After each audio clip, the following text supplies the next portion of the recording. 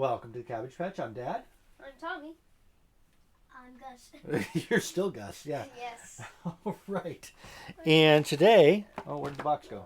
Today, Kaiju Crush. we continued in our monster-themed game, and we played Kaiju Crush, which is a game for, how many? 2 to 4 players, I believe. And it's ages. 2 to 4 players, ages 10 and above. Yeah. Which means you're too young. So this is a game about destroying a city, right? And collecting points in the form of the tiles for the city tiles, right? And you get to move according to these movement cards. Let's put this there so you can see it. There we go, right? So each player gets a movement card. And then there's a shared movement card. And if a player uses their own movement card, they have to swap with the shared movement card. If they just use the shared movement card, then they can continue to do this. And you move in diagonals and you move in straight lines. And the object is to collect the most of these city tiles with these points on the top. And the points at the top are in money, people, energy, and transportation. And those make some sense when it comes to certain of the objective cards, where you're supposed to collect either a certain number or the least amount of a certain number. When you get next to another monster, what happens? You battle. You battle. How do you battle? You draw your. You take your. What's the word? Territory cards. Territory cards, and you turn them over for only you to see, and then you place them down territory side up. So these territory cards have 2 sides. One side is the territory marker, which is the crater, which is how you mark your territories on the map. So if you see here, all these blue ones are my territory, and for some reason I didn't win. And on the other side is a symbol, and the symbols are claws, or tails, or fire breath, or legs, or defense. What I don't even know what to call that. A defensive move where you don't get damaged by certain attacks, and it's sort of a rock paper scissors thing, right? And on the card it shows you what beats what. So claws beat tails, or do I have that backwards? Yeah, claws beat tails, tails beat legs, legs beat claws. It's like rock paper scissors, except if there are like 2 extras, which is gun trumps everything except. Or rocket launcher trumps everything except that rounded shoot. Except for fire breath is the thing that trumps everything, except for the shield spikes thing, right?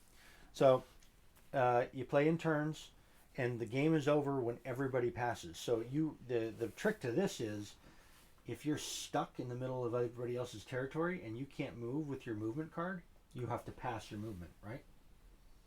Right. So the game ended.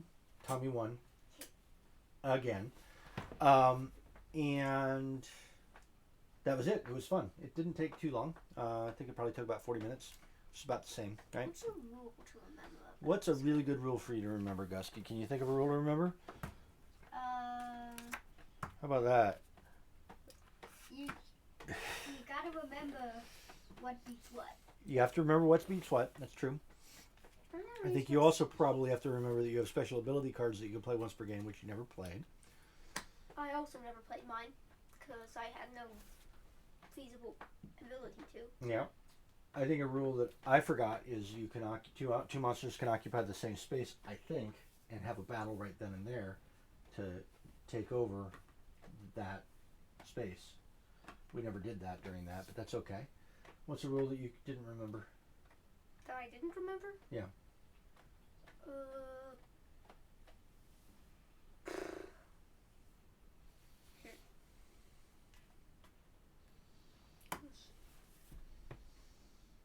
Oh yeah, you can't battle one near diagonally. Yeah, I think that's also true. You can't. You're supposed to be adjacent, not diagonal. So you can't battle diagonally. That's important. At least I hope that's a rule. That we'll have to look that up to make sure that's true. Otherwise, it's pretty straightforward. Each monster has its own little special ability. For instance, after I draw markers for battle, I can redraw up to 5. You get to draw 6 as the mecha, And I win ties on fire and with spikes. you win ties on fire, breath, and spikes, which is pretty cool. So it's this is the Godzilla, right? The Godzilla wannabe. This is the King Ghidorah wannabe. This is the Mecha Godzilla wannabe, and then there's a mantis bug robot monster, alien monster thing. Gigan wannabe? Oh, maybe he should have been that for Gigan. And 4 players. It's a lot of fun. It plays really quick. This actually looks like its own monster. Look, it's got 2 extra arms. Yeah, but it's the Mecha. What's he called? Mecha Kaiser. Mine is Draximus, and yours is Galathor. But it's Godzilla and Ghidorah and Mecha Godzilla and apparently Gigan. All right, so I liked it. Me too. How many cabbages would you give it? I mean, You can give it a 1. One thing, I'm gonna lower to a 1.5 just because you can get stuck easily. Well, that's the point of the game, but okay. So 1.5. We're going to call that a 1 just for grins. How about you? A 2. You give it a 2? 1 and a 2? I'm going to give it a 2. So let's give it 5. 5 cabbages. A solid 5 cabbages? Yes. Yeah? We still need to work on her. We still need to work on that. It's pretty simple. It plays pretty quick. It's really easy to learn. I had fun with it. I had at least 5 cabbages fun with it. Do you want to do the outro? Subscribe, like, hit that bell, and Eat plenty of cabbages. not us though. Not you. Us, I So won't be subscribe, like, hit that bell so that you're notified when we do our premieres. And we've been doing our premieres on Mondays and Fridays. Yeah. And Right. leave a comment if you wanna. And leave a comment and tell us if we did a good job. And we're still experimenting with the lighting. It looks a little better this time, so you can see the board better than the last game that we played.